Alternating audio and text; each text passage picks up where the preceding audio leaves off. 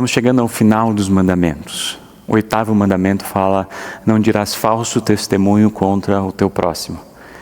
Esse mandamento fala sobre comunicação, sobre como nós utilizamos as palavras e como as palavras têm o poder tanto de consolar, de animar, de trazer esperança, de dar sentido e propósito às coisas que estão ao nosso redor, mas como também as palavras podem gerar um impacto muito grande na vida das pessoas que estão ao nosso redor. Ou seja, esse mandamento ele é fácil de entender, porque todo mundo sabe o que é calúnia, o que é mentira, o que é traição, entre tantas outras coisas que a comunicação ela está envolvida.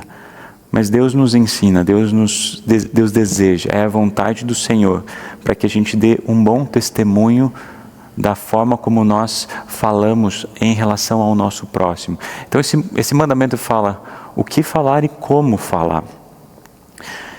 E a gente sabe que hoje esse mandamento ele não inclui apenas naquilo que a gente fala verbalmente diante de alguma pessoa. E até seria bom se a gente conseguisse muitas vezes falar com clareza para as pessoas que estão ao nosso redor, com sinceridade, com honestidade, como diz o apóstolo Paulo, falando a verdade, mas com espírito de amor. Esse é o ideal, é assim que Deus deseja que a gente utilize as palavras que a gente profere. Mas é muito fácil hoje nós falarmos sem estarmos diante de alguém. A gente pode utilizar as redes sociais e hoje tem um movimento muito grande de pessoas que é muito fácil falar, é muito fácil caluniar, é muito fácil difamar por meio de redes sociais, por exemplo. Então, esse é um mandamento muito amplo que faz a gente pensar de uma maneira muito específica aquilo que Deus deseja para nós. Eu trago uma pequena ilustração. Imagine que a gente está no alto de uma torre, num prédio, a gente está com um travesseiro de pena. De repente a gente abre aquele travesseiro e as penas começam a voar por todos os lados. A nossa língua é mais ou menos assim, as palavras que saem da nossa boca é mais ou menos assim. No momento que a gente fala, elas não são mais nossas, mas o vento leva. E a gente muitas vezes não sabe onde ela chega. Será que a gente conseguiria reconstituir esse travesseiro com as penas que foram voadas? Talvez, em parte sim, mas é muito difícil porque a gente não sabe aonde que essas penas chegaram para ir lá buscar e resgatar.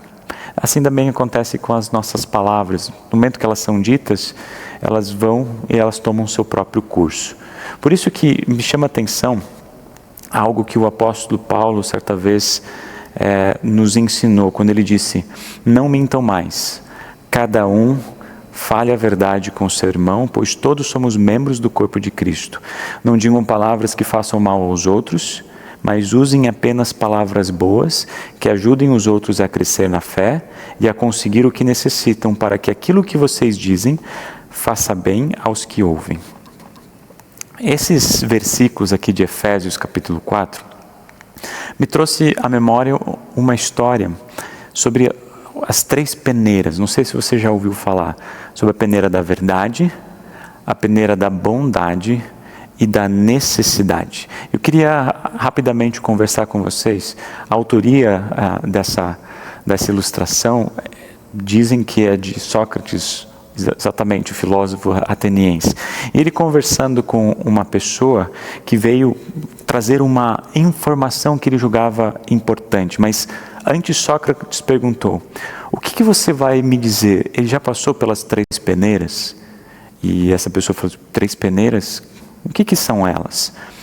Ele começou a explicar. Vamos trazer e refletir sobre a primeira. Você não conhece? Vamos prestar atenção. A primeira é a peneira da verdade.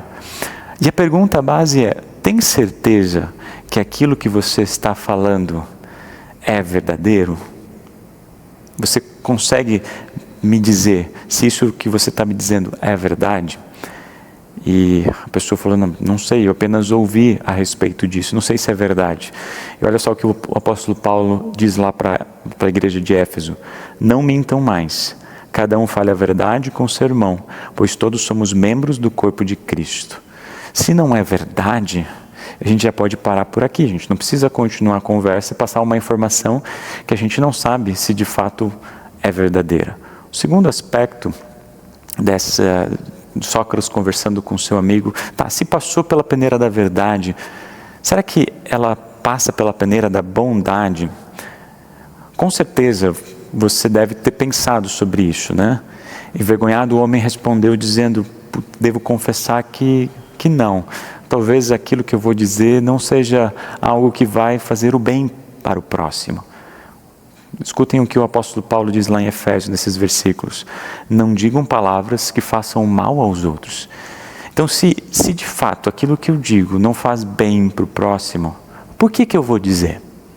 Por que eu vou usar as palavras para machucar alguém, né, para fazer alguma coisa para uma pessoa que isso vai causar algum dano, algum mal na sua vida, no seu nome? É muito complicado isso, né? Então, mas vamos imaginar que passou pela peneira da verdade, passou pela peneira da bondade, ou seja, é correto, é verdadeiro e é bom. Então, a gente pode ir para o terceira peneira, é a peneira da necessidade. Convém contar, resolve alguma coisa, ajuda, pode melhorar. E é justamente nesse aspecto que o apóstolo Paulo também fala nesses versículos. Ele diz, usem palavras boas que ajudem os outros a crescer na fé e a conseguir o que necessitam, para que aquilo que vocês dizem façam bem aos que ouvem. Olha só, se passar pelas três peneiras da verdade, da bondade e da necessidade, diga, porque essas palavras justamente vão fazer aquilo que o oitavo mandamento nos ensina. Não apenas não dizer falso testemunho contra o próximo, mas interpretar tudo da melhor maneira e entender que aquilo que eu falo tem um impacto muito grande na vida daquele que está ao nosso redor.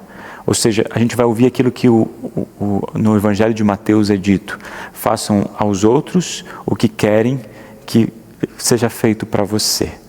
Dessa maneira, quando falamos, nós utilizamos as palavras da forma como elas devem ser utilizadas, falando a verdade em espírito de amor, falando palavras que edificam, palavras que elas são uma bênção para a vida das pessoas que estão ao nosso redor, palavras que refletem a vida eterna, falam da esperança do nosso Salvador.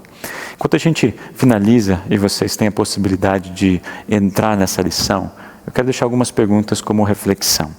Quais são as situações mais frequentes que as pessoas usam para mentir, caluniar ou difamar alguém? E como o exemplo das três peneiras te ajuda melhor a cumprir este mandamento?